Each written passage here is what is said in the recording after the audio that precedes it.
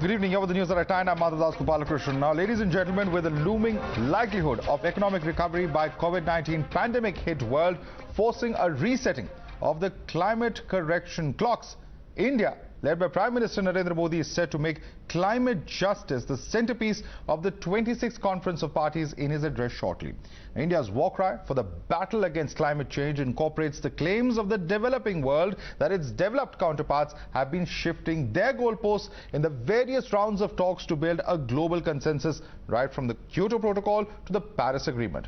But while the clarity will come only after Prime Minister Narendra Modi speaks at the dais, let me tell you how his visit to Scotland was crowded by members of the Indian diaspora who gathered to felicitate him with his bust. Modi, who arrived in Glasgow to cheers from a group of diaspora delegates, had a special interaction with members of the Indian community based in Scotland before he left for the opening ceremony of the COP26 Climate Summit, where he will speak shortly. To everybody, Sat Sri Akal and Namaskar. My name is Pam Gosal. मैं पहली Indian औरत Scottish parliament में और पहली Sikh.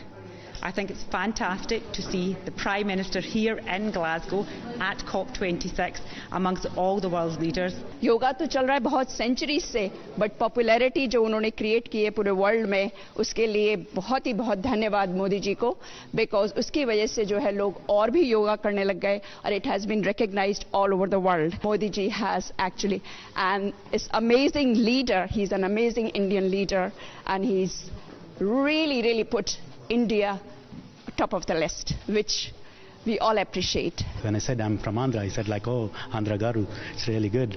And it's because India is an emerging country in terms of, I'm an IT professional basically. You can see how India is emerging in terms of IT and all the reforms that our Indian government, especially under Modi's leadership, has brought all the reforms. All eyes are now on the Prime Minister's speech at COP26 as he puts forth the climate justice fight. And this brings me to my legitimate question tonight. Are rich nations shunning the onus on climate justice?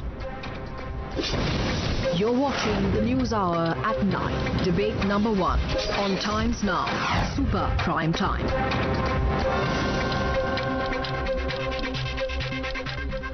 And let's take this across to our guest joining us. Chandra Bhushan is with us. He's an environmentalist. Vimlendhu, environmentalist, is with us from the National Capital. Also joining us is Todd Smith, spokesperson of Extinction Rebellion. We also have with us Palash Mukherjee, who's the lead of air quality and climate resilience at the NRDC, that's the Natural Resources Defence Council. With us also is Samrat Sengupta, program director of climate change and renewable energy of the CSE, joining us from Delhi. Neha Pahuja, fellow of Earth Science and Climate Change at TERI, is also with us. Let me begin with you first and foremost, Vimlendhu. Let me start by asking you the biggest reason why this is so significant at this point of time. All right, coming to you just. Adaptation को हमें अपनी विकास नीतियां और परियोजनाओं का मुख्य अंग बनाना होगा. भारत में नल से जल, टैप वाटर फॉर ऑल, स्वच्छ भारत, क्लीन इंडिया मिशन और Ujjwala, clean cooking fuel for all जैसी परियोजनाओं से हमारे जरूरतमंद नागरिकों को एडेप्टेशन बेनिफिट्स तो मिले ही हैं, उनकी क्वालिटी ऑफ लाइफ में भी सुधार है. दूसरा, कई ट्रेडिशनल कम्युनिटीज में प्रकृति के साथ सामंजस्य में रहने का ज्ञान है. हमारी एडेप्टेशन नीतियों में इन पारंपरिक प्रैक्टिसेस को उचित महत्व मिलना चाहिए. ज्ञान का ये प्रवाह नई पीढ़ी तक भी जाए, इसके लिए स्कूल के सिलेबस में भी इसे जोड़ा जाना चाहिए. लोकल कंडीशन के अनुरूप लाइफस्टाइल्स का संरक्षण भी एडेप्टेशन का एक महत्वपूर्ण स्तंभ हो सकता है. तीसरा, एडेप्टेशन के तरीके चाहे लोकल हो, किंतु पिछड़े देशों को इनके लिए ग्लोबल सपोर्ट मिलना चाहिए. लोकल एडेप्टेशन के लिए ग्लोबल सपोर्ट की सोच के साथ ही भारत ने coalition for disaster resistant infrastructure CDRI की पहल की थी. मैं सभी देशों को इस इनिशिएटिव के साथ जुड़ने का अनुरोध करता हूं. धन्यवाद. Thank you very much, Narendra. Thank you, Prime Minister Modi. Let's go now to Joe Biden, President of the United States of America. Well, thank you very much. All right, that was in fact Prime Minister Modi speaking there at COP26. He urged in fact other nations also to come in and bring in fact those standards as far as climate justice is concerned. Let me take that across to Chandra Bhushan. You heard the Prime Minister speaking over there, Mr. Chandra Bhushan. Your response to that? Actually, a speech in which Prime Minister stated what India is doing, as well as how India is trying to cope with climate crisis. He talked about the need for other countries as well to join India in building climate resilience infrastructure, which is an initiative that Prime Minister started last year. So overall, it was a speech, and I have just heard it on your channel. I am not privy to what has happened before this. So what I have heard, it seems like a reasonably sober assessment of the situation, and Prime Minister's insistent that India is trying to cope with climate change and requesting other nations to support in adaptation. That's my first reading of the speech. Right, and that's very, very important. That's very important at the end of the day also, Palash Mukherjee, because, it is countries like India which, have a lot to do in terms of their own economic activity, which is expected in the next decades. And that has a direct bearing on aspects related to climate change, on aspects related to emissions. And that's why India has repeatedly said that while India may have adhered to its own targets or its own goals, that other developing countries may have also done the same, the enthusiasm or the spending from the developed world does not seem to be matched in the same proportions. Right. One very important point that you brought up is climate finance. Climate finance has been a focus that India has been stressing on as a build-up to COP, and that's expected to be reflected in PM Modi's speech in a few minutes as well. Like CB said, resilience, building resilience as well as building consensus is likely to be a key theme at COP26, given that the world is in recovery from 2 years of COVID, and this represents a big opportunity to build back better and build stronger. So all eyes on Modi here. All right. I believe the Prime Minister is speaking again. Let's cut across live. विकासशील देशों के किसानों के लिए climate बड़ी चुनौती है। Cropping pattern में बदलाव आ रहा है। बेसमय बारिश और बाढ़ या लगातार आ रहे तूफानों से फसलें तबाह हो रही हैं। पेयजल के स्रोत से लेकर अफोर्डेबल हाउसिंग तक सभी को क्लाइमेट चेंज के खिलाफ रेजिलिएंट बनाने की जरूरत है। एक्सेलेंसी, इस संदर्भ में मेरे 3 विचार हैं। पहला, एडेप्टेशन को हमें अपनी विकास नीतियां और परियोजनाओं का मुख्य अंग बनाना होगा। भारत में नल से जल, टैप वाटर फॉर ऑल, स्वच्छ भारत, क्लीन इंडिया मिशन और Ujjwala, clean cooking fuel for all जैसी परियोजनाओं से हमारे जरूरतमंद नागरिकों को एडेप्टेशन बेनिफिट्स तो मिले ही हैं, उनकी क्वालिटी ऑफ लाइफ में भी सुधार है। दूसरा, कई ट्रेडिशनल कम्युनिटीज में प्रकृति के साथ सामंजस्य में रहने का ज्ञान है। हमारी एडेप्टेशन नीतियों में इन पारंपरिक प्रैक्टिसेस को उचित। All right, let me quickly bring in Todd Smith on this. Todd Smith, the Prime Minister talking predominantly on what needs to be done or what is being done right now in India. But many questions also about what really can we expect from the rest of the world. Ultimately, it's all countries that will have to come together. If you're talking about the West, it is in fact the emissions for decades that have been coming out of developed, the so-called developed countries that we all as citizens of the earth are eventually paying for in the form of climate change. Yeah, absolutely. We need to think beyond borders, and ultimately, it is the UK's responsibility to do more. And I think there's several countries around the world already that have started litigation processes against the UK Prime Minister and former Prime Ministers, because ultimately what they're doing now are crimes against humanity. And countries like India, they're on the front lines right now, and at what 1.5 degrees the leaders play down this terminology as if it's not a big deal, but 1.5 degrees means wet bulb temperatures which the human body cannot live through. That it cannot survive once we exceed the wet bulb temperatures. And I understand this is already happening briefly in places in India and could get worse, or it will get worse in the next 10 or 20 years. So David King is a former scientific advisor in the UK. He says what we do in the next 3 or 4 years will determine the fate of humanity. So yes, we absolutely need to come together. I think the people need to stand united against any government that does not take this science absolutely critically in this time of existential threat.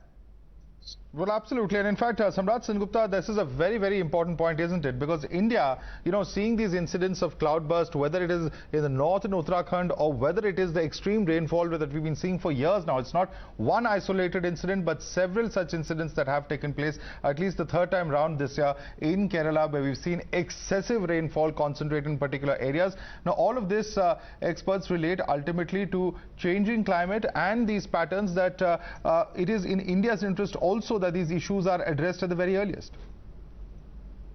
Yes, definitely. India is on the receiving end of this climate variability, and this year's IPCC report has come with greater confidence of the actual cause is related to human-induced climate change. And now, after 3 decades of talk show, the world community should come together to do action, and climate justice should be the center stage. Historical emission burden should not be diluted as was diluted in Paris. If we want the whole world to engage, principle of common but differentiated responsibility should be brought into mainstream. Unless what will happen, that 1.5 degree goal requires the world to bring down the emission at 18 gigaton, and the present NDCs, what the countries has committed as their various country pathway, it is going to a 38 gigaton target. So there's a huge gap. So we are ultimately at the present stage, we are committed to a around 3 degrees centigrade of temperature rise, and that will be devastating for the developing world, for the small island developing country, for people who are poor, who doesn't have resources. So definitely this is the time for action. We don't have any more time to waste on talk show. Well, absolutely. And I want to bring in Neha Pahuja on a very important point. Neha Pahuja, the Prime Minister makes an important point where he says that adaptation has not received the kind of importance in the global climate debate that mitigation has. This is an injustice to those developing nations that are more impacted by climate change. And of course, this is as far as India is concerned, he refers to climate being a big challenge for agriculture sector, and also about aspects of cropping pattern changes, untimely rains, floods, or crops that are regularly destroyed by regular typhoons. So very, very important here that the Prime Minister is actually voicing not just the concerns of several common citizens in different parts of India, but also in different parts of the world. Sure, definitely, because as the earlier panelists also mentioned, the responsibility lies with much of the developed countries. But the brunt of climate change is coming us on now, on developing countries, who are suffering. So therefore, the onus is there on the developed countries. And what we get from developed countries is just mere eyewash. So for example, they are silent on targets associated with Green Climate Fund. I mean, there is no corpus that is being added there. However, they are asking India to take more targets and come up with the 2050 net zero goals emission sort of a pledge. However, if we see mere pledges would not mean anything if we don't have action plans, and that can be monitored and regulated time and again. So that, I think, a development pathway and trajectory and action plan towards a net zero goal is something that developed countries should come up with, apart from the financing needs of the developing countries, so forth. Well, absolutely. And let me bring in Vimlendo on that point. Vimlendo, it's very important because at the end of the day, you know, it's very easy for the current President of the United States to come and say that we're looking at net zero by 2050. I mean, notwithstanding the problems that the developing countries have with that, it is also a fact that the US itself and its own position has been wavering when it comes to commitments and international treaties relating to climate change. Absolutely, and please understand that America historically has been the biggest emitter. Not just that, currently also, if you look at an average American spends or uses 12 times more electricity than an average Indian. And you know, there's almost 27 million people in our country who don't have access to electricity. So it's very, very important that when we talk about climate change, it's important to talk about climate justice. It's important to really talk about bare minimum that everybody needs, and a lot that perhaps the first world needs. Right now, what the first world is actually trying to do is defending its right to lifestyle, whereby here in India we are actually defending our right to live, our right to basic prosperity. Not even prosperity, right to life in that sense that we're talking about. But at the same time, please understand, India needs to really do enough for climate change, really need to get coal less in many, many ways, because India is at the suffering end. Last several years, we've been talking about air pollution. We all know what's happening in Jharkhand. We all know the situations in Kerala and Uttarakhand. So India is at the receiving end.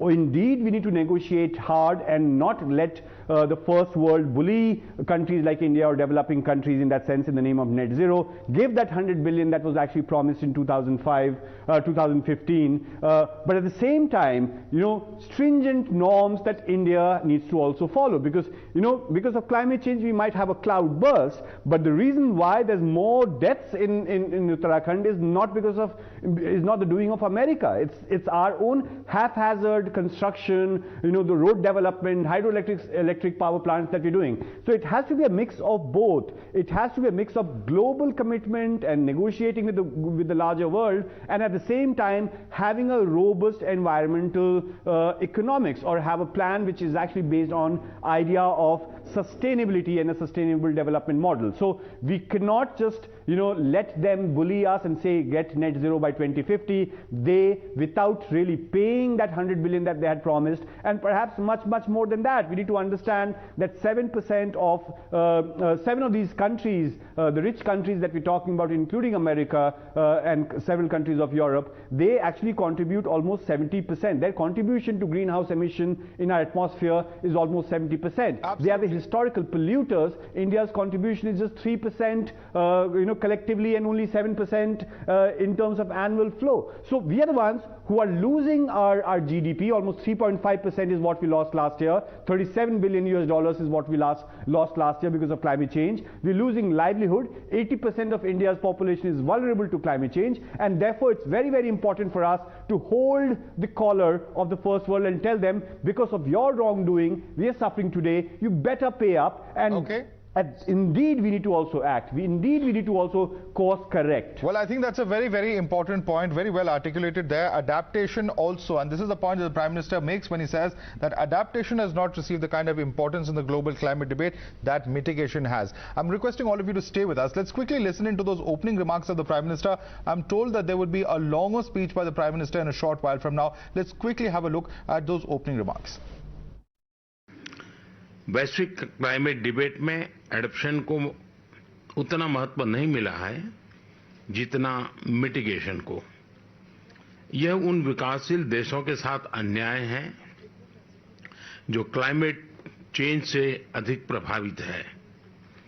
Bharat समेत अधिकतर विकासशील देशों के किसानों के लिए climate बड़ी चुनौती है। क्रॉपिंग पैटर्न में बदलाव आ रहा है। बेसमय बारिश और बाढ़ या लगातार आ रहे तूफानों से फसलें तबाह हो रही हैं। पेयजल के स्रोत से लेकर अफोर्डेबल हाउसिंग तक सभी को क्लाइमेट चेंज के खिलाफ रेजिलिएंट बनाने की जरूरत है। एक्सेलेंसी, इस संदर्भ में मेरे 3 विचार हैं। पहला, एडप्टेशन को हमें अपनी विकास नीतियां और परियोजनाओं का मुख्य अंग बनाना होगा। भारत में नल से जल, टैप वाटर फॉर ऑल, स्वच्छ भारत, क्लीन इंडिया मिशन और Ujjwala clean cooking fuel for all जैसी परियोजनाओं से हमारे जरूरतमंद नागरिकों को एडप्टेशन बेनिफिट्स तो मिले ही हैं, उनकी क्वालिटी ऑफ लाइफ में भी सुधार है। दूसरा, कई ट्रेडिशनल कम्युनिटीज में प्रकृति के साथ सामंजस्य में रहने का ज्ञान है। हमारी एडप्टेशन नीतियों में इन पारंपरिक प्रैक्टिसेस को उचित महत्व मिलना चाहिए। ज्ञान का ये प्रवाह नई पीढ़ी तक भी जाए, इसके लिए स्कूल के सिलेबस में भी इसे जोड़ा जाना चाहिए। लोकल कंडीशन के अनुरूप लाइफस्टाइल्स का संरक्षण भी एडेप्टेशन का एक महत्वपूर्ण स्तंभ हो सकता है। तीसरा, एडेप्टेशन के तरीके चाहे लोकल हो किंतु पिछड़े देशों को इनके लिए ग्लोबल सपोर्ट मिलना चाहिए। लोकल एडेप्टेशन के लिए ग्लोबल सपोर्ट की सोच के साथ ही भारत ने coalition for disaster resistant infrastructure CDRI की पहल की थी। मैं सभी देशों को इस इनिशिएटिव के साथ जुड़ने का अनुरोध करता हूं। धन्यवाद। All right, very, very significant words that are coming in from the Prime Minister. Let me take this across to, in fact, Samrat Sengupta. Samrat Sengupta, the Prime Minister talks about, learning from traditional communities who are staying one with nature. There's a lot that can be learned from them. That perhaps is a lesson that should be taught at schools. That is, in fact, the message of how, our local knowledge, our local wisdom can also be put to good use when it comes to environment and climate change. Yes, definitely. The local knowledge has not got the required space in the scientific discourse. It is always the what the developing nations like India has done, a cut copy paste kind of job in addressing the science of climate change and how to deal with the climate change, the adaptation science. There is a huge amount of resources we have with our traditional practices, with the local community who live in tandem with the nature, and definitely there should be much more research and investment gone to find out those parameters and build it up to our adaptation capacity. Well, absolutely. In fact, let me take that question across to Chandra Bhushan. Mr. Chandra Bhushan, now this is very, very important. Ultimately, India has so much of traditional wisdom in a lot of areas. We are people who traditionally worship nature in different parts of the country. It manifests in different forms. But at the end of the day, when it comes to actually using all of that traditional wisdom, we are looking at models that are not necessarily homegrown. We are looking at ideas and information that has, been the part of experiences across the globe. Perhaps there is time for more focus on that. Well, I think there is need to focus on our knowledge, but also focus on the best knowledge that is available globally. I don't think India needs to shun what is the knowledge that is being generated in this world. We live in a global community. Climate change is a global problem. Technologies being developed across the world is as useful in India as it is in any other country. So while I respect traditional knowledge, and the need for traditional knowledge in our lifestyle. How do we, live in harmony with nature is absolutely necessary. But as far as climate challenge is concerned, we will need technology, and technologies are being developed across the world. We need to learn from them. We need to adapt that technology so that we reduce our pollution. So while climate justice is an important topic that Prime Minister and the Indian delegation is talking at Glasgow, we also need environmental justice at home. It cannot be that climate justice is only about what we ask developed countries. Climate justice is also about what we do domestically. It is also about how do we make sure that some of the bad development practices we have, we take care of that. The bad development that Vimlendu talked about, which is now creating havoc in large part of the country. We learn, how do we make sure that our industries are polluting less? How do we move to renewable energy and many zero carbon technology? So in this challenge, justice is not only about demanding from developed countries, which is important, but it is also about demanding from ourselves, because the victim of climate change is 90% of poor people. 10% of Indian population is as bad on climate change as any developed countries. Right. They emit as much as any developed country. So while it is important that we hold developed countries accountable, we will also have to hold ourselves accountable. That will complete the entire circle of climate justice. Well, absolutely. And let me bring in Polash on that point. Polash, this is very interesting. You know, an interesting fact is that while India has always claimed that we have perhaps adopted renewable energy at a speed much faster than many other countries, and, you know, its spread is there for all to see. But the fact is also at the same time we are talking about, you know, increasing our own, homegrown coal production facilities. And recently there was a shortage of coal, following which now, you know, the production of coal, the use of coal for generating power, for instance, is just one small area. But, you know, it just shows that even now that is our priority area, that we are looking at, you know, increasing our, you know, electricity generating capacity, our plants, through coal and other traditional non-renewable means. Right. Very true. I mean, this only highlights the close linkage between climate change and also environmental health. If you talk about air pollution that all our cities, including Delhi, is facing, so this is a manifestation of what we see in terms of the emission of coal that you spoke about. Is just one of the many sources, but one of the most prominent ones. So when it comes to vulnerability and adaptation, so that is where we need to focus on not just the long-term targets, but also the immediate asks. What are the institutions that a country like ours must have in place to properly regulate sectors that span across various sources, like what we see in Delhi?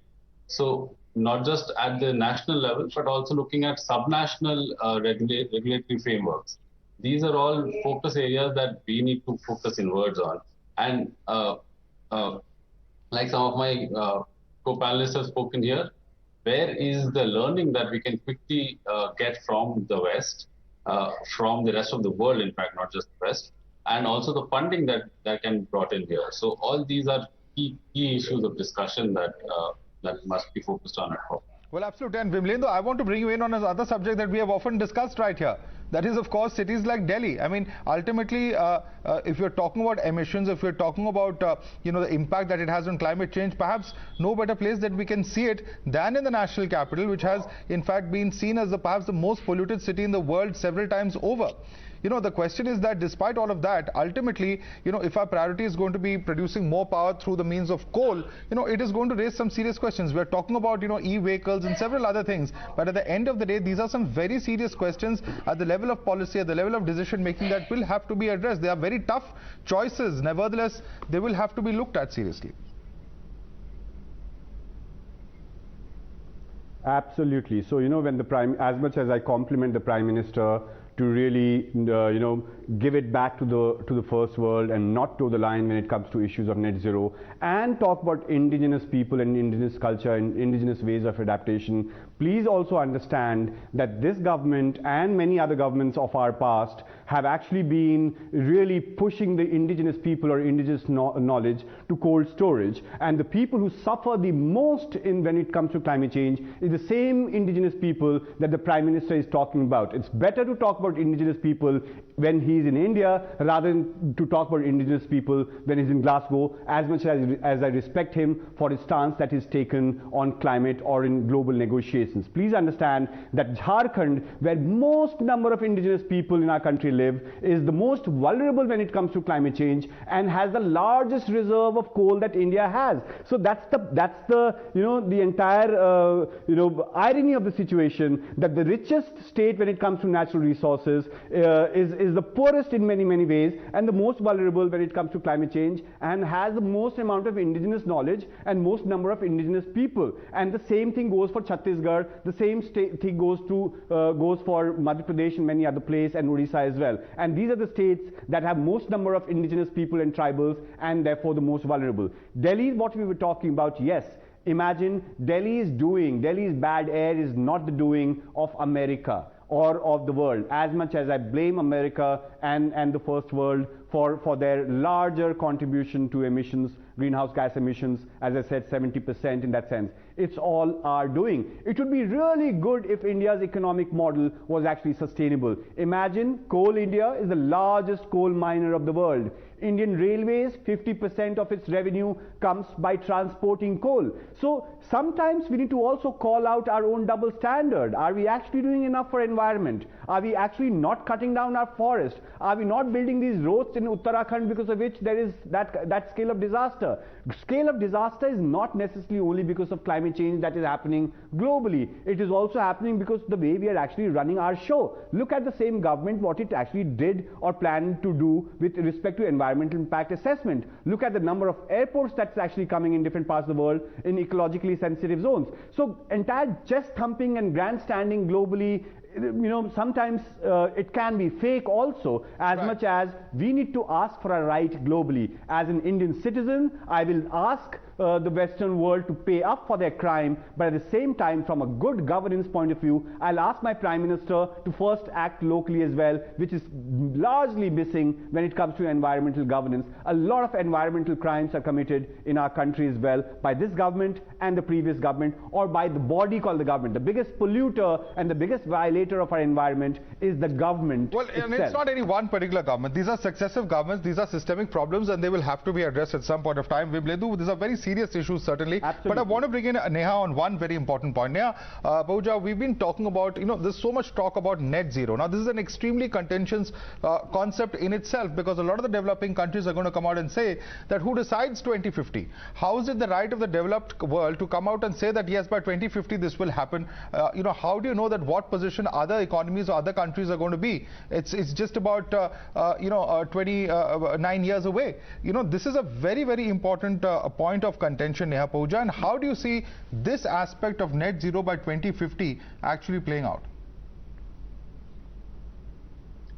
So I think one after the other, we have seen that many developed countries, including EU, etc., came up with their net zero commitment by 2050, and then China also followed by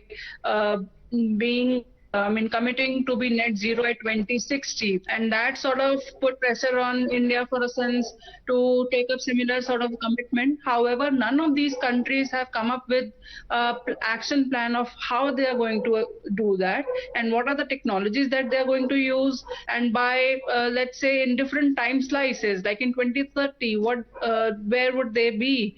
What is their commitment towards the NDCs, or nationally determined contributions, that they have already committed to the Paris Agreement? So what is their contribution there? So these are some questions which are open-ended, and no one is talking about these areas. Then there are certain other bone of contentions, like we have Article 13, or the transparency of the regime itself, which is not agreed upon. We have Article 6, or carbon markets, where mechanisms should have been agreed, where developing countries need to be supported somehow. However, these have not been agreed. GCF support has not been agreed. So wherever the role of developed countries to take international obligation, or live with the expectation of the entire population, their action has not been achieved, and there is this pressure. And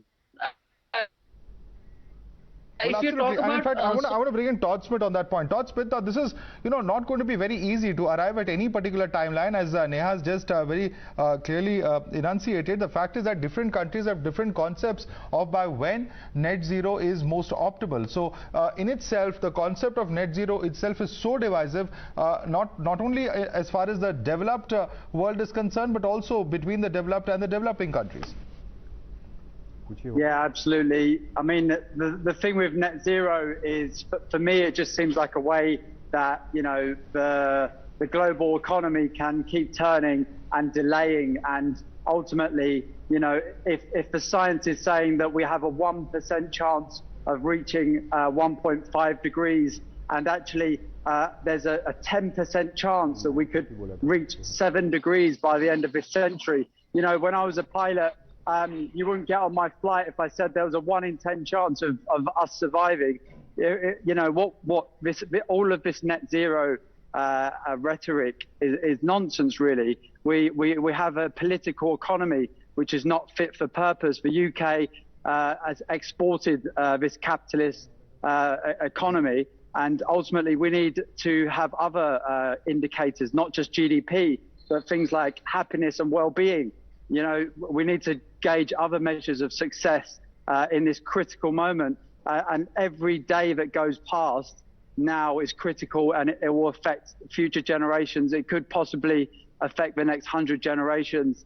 You know, I think we just need to move past net zero and be completely governed by what the science. We should have acted 30 years ago. You know, we've got to stop talking. We need to act now. We need protest movements like Extinction Rebellion across the world, holding our governments to account if we're really going to see the change that's required.